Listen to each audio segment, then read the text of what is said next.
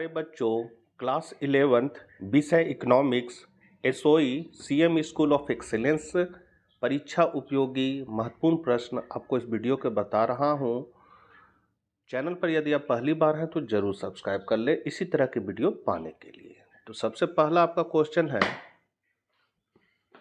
योगेश $35,500 प्रति माह के वेतन पर काम कर रहा है। उसे दो नौकरी के प्रस्ताव मिलते हैं। पहला, $35,000 प्रति माह के वेतन पर अकाउंटेंट के रूप में काम करना। दूसरा है $30,000 प्रति माह के वेतन पर सेल्स मैनेजर के रूप में काम करना। इस दिए गए मामले में उसकी अवसर लागत होगी। अवसर लागत मतलब होता है अच्छे को छोड़कर कम को चुन लेना, मतलब कम से कम उसको अधिक से अधिक कितना मिल रहा है ये चीज़ को देखा जाता है। तो यहाँ यदि मान लीजिए योगेश जो है वो सेल्स मैनेजर को चुन लेता है तो वहाँ पर उसको $30,000 मिलेंगे, जबकि उसने $35,000 को छोड़ दिया अकाउंटेंट के रूप में काम करने से। तो यहाँ पर जो 35,000 है वो उसका अवसर लागत हो जाएगा। तो इसका करेक्ट आंसर जो है ए होगा, $35,000। दूसरा है, निम्नलिखित कथनों पर विचार करें और निम्नलिखित में से सही विकल्प चुनें। कथन एक है, बहुवचन अर्थ में सांख्यिकी शब्द का अर्थ सांख्यिकीय विधियां है, ठीक कह रहा है। कथन दो कहता है, सांख्यिकीय नियम प्रकृति में संभाव्य होते हैं, सटीक नहीं होते, ये भी सही कह रहा है। तो आपका जो करेक्ट आंसर है वो ए हो जाएगा, दोनों कथन सत्य है। इनमें से कौन सा कथन उत्पादन संभावना वक्र के बारे में सत्य है? तो ए है, एक दो वस्तुओं के विभिन्न संयोजनों को दर्शाता है जो संतुष्टि का एक ही स्तर प्रदान करते हैं। बी कहता है, यह दो वस्तुओं के विभिन्न संयोजनों को दर्शाता है जो एक अर्थव्यवस्था संसाधनों और प्रौद्योगिकी की एक निश्चित मात्रा के साथ उत्पादित कर सकता है। तो यहाँ पर जो करेक्ट आंसर है वो आपका हो जाएगा बी, या दो वस्तुओं के विभिन्न संयोजनों को दर्शाता है जो एक अर्थव्यवस्था संसाधनों और प्रौद्योगिकी की एक निश्चित मात्रा के साथ उत्पादित कर सकता है। तो ये उत्पादन संभावना वक्र के बारे में ये बी कथन जो है वो आपका सही बता रहा है। फिर है, निम्नलिखित कथनों को पढ़े। अभिकथन ए और कारण आर है, सही विकल्पों में से एक को चुने। तो अभिकथन ए है, नमूनाकरण विधि एक किफायती विधि है। कारण है, नमूनाकरण के तहत डेटा का विश्लेषण जनसंख्या के केवल वह होगा केवल एक हिस्से तक ही सीमित है। अब यहाँ पर आपका जो करेक्ट आंसर है वो हो जाएगा ए, अभिकथन ए और आर दोनों सत्य हैं और कारण आर जो है अभिकथन ए की सही व्याख्या कर रहा है। मतलब ऊपर जो अभिकथन कहा गया और उसका यहाँ पर कारण बताया गया है, ये कारण आर जो है वो ए की सही व्याख्या कर रहा है। तो इसलिए आपका करेक्ट आंसर जो है वो आपका ए हो जाएगा। पांचवा है, निम्न में कौन सी प्राथमिक डेटा एकत्रित करने की विधि है? तो प्राथमिक डेटा एकत्रित करने की विधि जो है वो है आपका अप्रत्यक्ष मौखिक जांच, टेलीफोनिक साक्षात्कार, संवाददाताओं द्वारा जानकारी संवाददात। तो ये सभी है, इसलिए उपर्युक्त सभी हो जाएगा। फिर है, अर्थशास्त्र अध्ययन है। अर्थशास्त्र जो है वो किसका अध्ययन है? तो अर्थशास्त्र जो है सी हो जाएगा, समाज अपने सीमित संसाधनों का प्रबंधन कैसे करता है। तो अर्थशास्त्र में इसका अध्ययन किया जाता है। अगला है, सांख्यिकी के प्रति अविश्वास से आपका क्या अभिप्राय है? तो अविश्वास का अर्थ है गलत डाटा। तो यहाँ पर है, सांख्यिकी के प्रति अविश्वास का अर्थ है सांख्यिकीय आंकड़ों और विश्लेषणों की सटीकता, विश्वसनीयता और ईमानदारी पर संदेह या अविश्वास। इसका मतलब है कि लोग आंकड़ों और उनसे निकाले गए निष्कर्षों पर पूरी तरह से भरोसा नहीं करते हैं और अक्सर यह मानते हैं कि आंकड़ों में हेर फेर किया जा सकता है या वे भ्रामक हो सकते हैं। आठवां है, नमूना जनसंख्या और चर के दो दो उदाहरण दीजिए। तो नमूना जनसंख्या और चर के दो दो उदाहरण इस प्रकार है। पहले है जनसंख्या, तो भारत के सभी नागरिक, तो इसमें किसी देश की कुल जनसंख्या को जनसंख्या कहा जाता है। दूसरा है किसी शहर के सभी छात्र, तो किसी विशेष क्षेत्र या समूह के सभी सदस्यों को जनसंख्या कहा जाता है।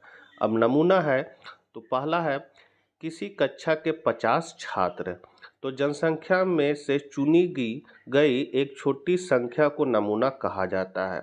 किसी शहर के 1000 घर, तो जनसंख्या का एक छोटा हिस्सा जो अध्ययन के लिए चुना जाता है। चर, तो व्यक्तियों की ऊंचाई, चर एक विशेषता है जो बदल सकती है। फिर है किसी वस्तु की कीमत, तो चर वह विशेषता है जिसे मापा जा सकता है और जिसके विभिन्न मान हो सकते हैं।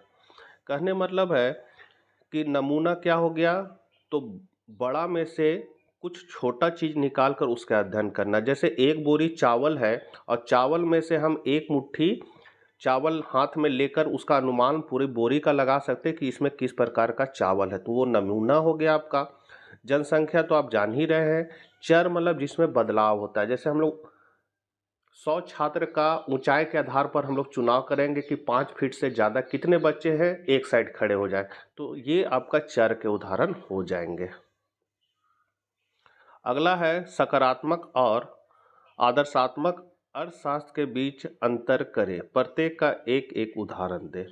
तो सकारात्मक और आदर्शात्मक अर्थशास्त्र के बीच मुख्य अंतर उनके प्रकृति, उद्देश्य और भाषा में होता है। सकारात्मक अर्थशास्त्र जो है यह तथ्यों और वस्तुनिष्ठ विश्लेषण पर आधारित होता है, यह क्या है पर ध्यान केंद्रित करता है, यह किसी आर्थिक घटना का वर्णन करता है बिना किसी राय या सुझाव के। उदाहरण में भारत में बेरोजगारी की दर 2024 में 7.8% थी। यह एक तथ्यात्मक कथन है जो सत्य या असत्य के रूप में जांचा जा सकता है।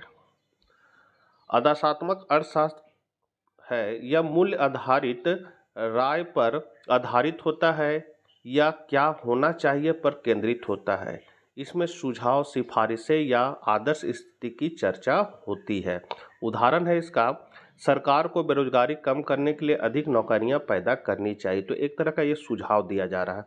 यह एक सुझाव है, सही या गलत नहीं कहा जा सकता, यह राय पर निर्भर करता है। कहने मतलब है सकारात्मक अर्थशास्त्र जो है वो तथ्यों में मतलब क्या है उस पर मैंने ध्यान केंद्रित करता है। जैसे गेहूं है, गेहूं को अगर हम पीस देंगे तो आटा बन जाएगा, आटा को पीसेंगे, आटा को गूंथेंगे तो उससे हम लोग रोटी बना सकते हैं। तो उसका अध्ययन अगर हम लोग कर रहे हैं तो सकारात्मक मान सकते हैं। और आदर्शात्मक है कि रोटी जो बन रहा है उसको हम लोग बेहतर कैसे कर सकते हैं, इसमें ये चीज़ डाल दीजिए, थोड़ा चीनी डाल दीजिए तो मीठा रोटी बनेगा। तो वो जो हम लोग सुझाव दे रहे हैं वो आदर्शात्मक अर्थशास्त्र हो जाएगा।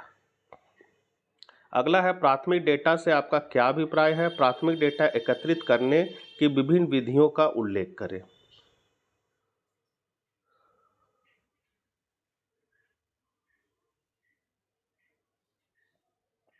तो प्राथमिक डेटा है आपका प्रत्यक्ष व्यक्तिगत अनुसंधान द्वारा हम लोग डाटा करते हैं, प्रत्यक्ष मौखिक जांच द्वारा, फिर स्थानीय व्यक्तियों या नियुक्ति संवाददाता द्वारा, प्रश्नावली या अनुसूची के माध्यम से सूचना संग्रह करना, डाक पत्र द्वारा और गणना तथा अनुसूचियां विधि द्वारा। तो प्रथम व्यक्तिगत अनुसंधान द्वारा, यह विधि है जिसमें अनुसंधानकर्ता स्वयं अनुसंधान क्षेत्र में जाकर सूचना देने वालों से प्रत्यक्ष तथा सीधा संपर्क स्थापित करता और आंकड़े एकत्रित करता है। बी है अप्रत्यक्ष मौखिक जांच द्वारा, तो यह वह विधि है जिसमें किसी समस्या से संबंध रखने वाले व्यक्तियों से अप्रत्यक्ष रूप से कुछ तैयार प्रश्नों के द्वारा पूछताछ कर आंकड़े प्राप्त किए जाते हैं। बड़े एवं विस्तृत क्षेत्र के लिए यह अधिक उपयुक्त है। फिर है आपका स्थानीय व्यक्तियों या नियुक्ति संवाददाता द्वारा, तो इस रीति के अंतर्गत अनुसंधानकर्ता द्वारा विभिन्न स्थानों पर स्थानीय व्यक्ति या संवाददाता नियुक्त कर दिए जाते हैं जो अपने ढंग से सूचनाएं एकत्र करते हैं और बाद में अनुसंधानकर्ता के पास भेज देते हैं। फिर आपका प्रश्नावली और अनुसूची के माध्यम से सूचनाएं संग्रह करना, तो इस विधि में अनुसंधानकर्ता प्रश्नावली तैयार करता है और उन्हीं प्रश्नों के माध्यम से सूचनाएं एकत्र करता है, जिसमें आपका डाक पत्र विधि और गणक या अनुसूचियां विधि। तो आप इसको डिटेल आप देख सकते हैं। अगला क्वेश्चन है दुर्लभता और चुनाव एक साथ चलते हैं, टिप्पणी करें। तो दुर्लभता और चुनाव अर्थशास्त्र के दो मूलभूत सिद्धांत हैं और ये दोनों एक दूसरे से गहराई से जुड़े हुए। दुर्लभता क्या है? तो दुर्लभता का अर्थ है कि संसाधन सीमित है जबकि इंसानी इच्छाएं और आवश्यकताएं असीमित होती है। उदाहरण के लिए पैसा, समय, भूमि, श्रम, पूंजी ये सभी सीमित मात्रा में उपलब्ध होते हैं। चुनाव है तो चुनाव क्यों आवश्यक होता है? तो जब संसाधन सीमित हो और विकल्प कई हो तो हमें यह चुनाव करना पड़ता है कि कौन सा विकल्प अपनाया जाए और किसे त्यागा जाए, यही चुनाव कहलाता है। उदाहरण है, यदि आपके पास 100 रुपया है तो आप या तो किताब खरीद सकते हैं या मूवी देख सकते हैं। आप दोनों में से एक साथ नहीं कर सकते, इसलिए आपको चुनाव करना होगा। और तीसरा है दोनों का संबंध एक साथ चलते हैं। तो यदि संसाधन दुर्लभ ना होते तो कोई चुनाव करने की ज़रूरत नहीं होती, लेकिन चूंकि संसाधन सीमित है इसलिए हमें हर कदम पर चुनाव करना होता है। इसलिए कहा जाता है कि दुर्लभता और चुनाव एक साथ चलते हैं। अब इसको हम लोग समझते हैं। जैसे आपके पास 10 रुपया है, अब 10 रुपया से आप किताब खरीद सकते हैं, नाश्ता कर सकते हैं या फिर कपड़ा खरीद सकते हैं। अब 10 रुपया से तीनों में कोई एक ही काम होगा। अब आपको भूख लगा हुआ है तो ये तीनों में से आप किसको चुनिएगा? तो नाश्ता को चुनिएगा, नाश्ता कीजिएगा। तो यही है, आवश्यकताएं तो अनंत है, मतलब हमको सब चीज़ करना है 10 रुपया में, लेकिन कोई एक ही काम होगा तो हमको चुनाव का समस्या उत्पन्न हो जाएगा, क्योंकि मेरे पास संसाधन जो है, साधन है, संसाधन जो है वो सीमित मात्रा में है और आवश्यकताएं हमारी अधिक है, इसलिए चुनाव की समस्या उत्पन्न होती है और दोनों साथ साथ चलते हैं। आशा करते हैं वीडियो आपके लिए उपयोगी साबित होगा। चैनल पर यदि पहली बार है और इसी तरह के वीडियो पाना चाहते हैं तो जरूर सब्सक्राइब कर ले। जय हिंद, जय भारत।